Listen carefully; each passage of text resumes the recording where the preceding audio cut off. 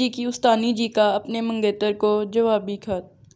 My dear تاج الدین، سلام محبت، تمہارا املا کی غلطیوں سے بھرپور مراسلہ ملا جسے تم بدقسمتی سے محبت نامہ کہتے ہو۔ کوئی مسرت نہیں ہوئی۔ یہ خط بھی تمہارے پچھلے خطوط کی طرح بے ترتیب اور بے ڈھنگا تھا۔ اگر کچھ صحیح نہیں لکھ سکتے تو کسی سے لکھوا لیا کرو۔ خط سے آدھی ملاقات ہوتی ہے اور تم سے یہ آدھی ملاقات بھی اس قدر دردناک ہوتی ہے کہ بس۔ اور ہاں، یہ جو تم نے میری شان میں قصیدہ لکھا ہے، یہ اصل قصیدہ نہیں بلکہ ایک فلمی گانا ہے، اور تمہارے شاید علم میں نہیں کہ فلم میں یہ گانا ہیرو اپنی ماں کے لیے گاتا ہے۔ اور سنو، پان کم کھایا کرو۔ خط میں جگہ جگہ پان کے دبے صاف نظر آتے ہیں۔